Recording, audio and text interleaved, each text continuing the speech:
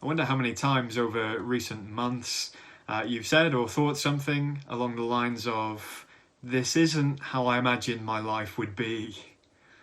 None of us could foresee 9 months ago that a global pandemic would disrupt our plans, would frustrate our plans, would alter our plans. This isn't how I imagined things would be. And of course, it's not just the pandemic that causes this feeling to rise up in us. We've all had the direction of our lives altered and changed by events that have happened to us. Events that we wouldn't have chosen for ourselves, events that happened to us. This isn't how I imagined my life would be. It's a sentiment that predates 2020. There's a film called Stranger Than Fiction, and in this film, Will Ferrell plays a character called Harold Crick. Harold Crick, the film starts with a narrator narrating his life. And it becomes clear that Harold Crick is the only one who can hear this narrator. Nobody else can hear her speak.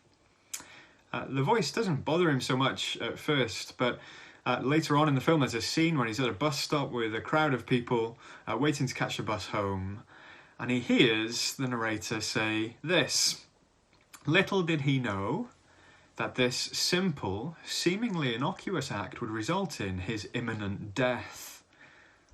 What would you do if you could hear a narrator commentating on your life, and that narrator had been right about everything so far, and then you hear those words: "Little did he know that this simple, seemingly innocuous act would result in his imminent death."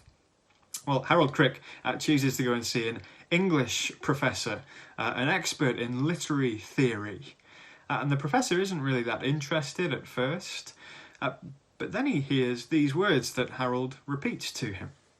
He says, "I can barely remember all that the narrator has said. I just remember, little did he know that this simple, seemingly innocuous act would result in his imminent death." And the professor looks up from his desk and he says, "What? Did you say little did he know? I've written papers on little did he know. I used to teach a class based on little did he know. I once gave an entire seminar on little did he know." And he explains, little did he know means there's something he doesn't know. There's something you don't know. And the film develops from there. Harold and the professor try to track down the narrator, who isn't merely narrating Harold's life, but is writing his story, as everything she says comes true. And one of the things we see throughout the Bible is that God is not merely a divine narrator.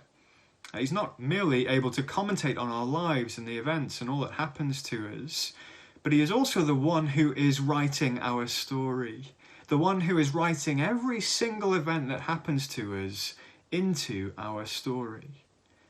And throughout the Bible, this is something that God's people take great comfort in.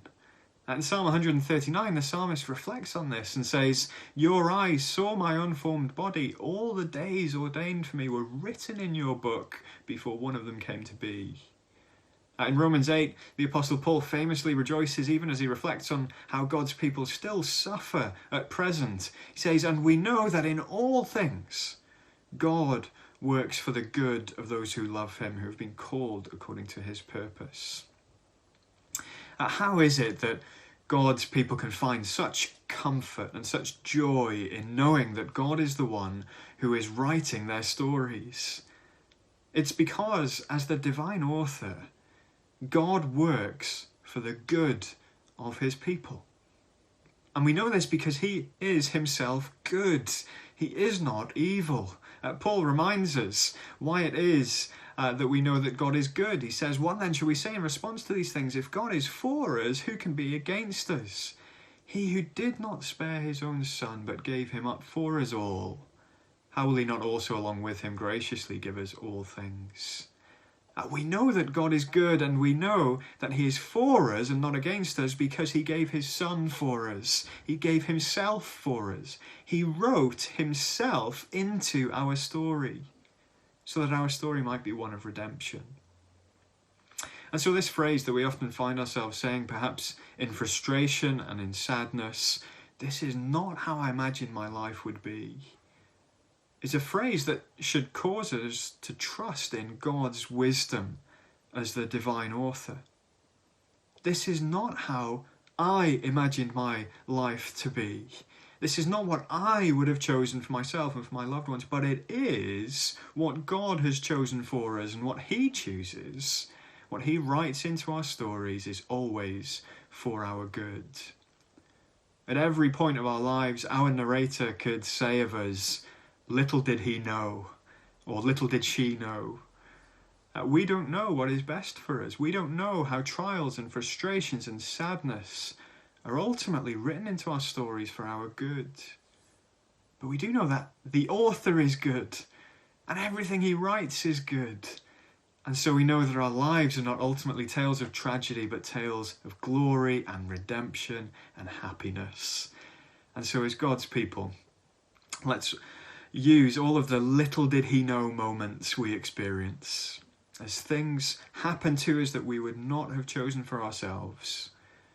Let us use those moments as opportunities to renew our trust in the God who writes our stories.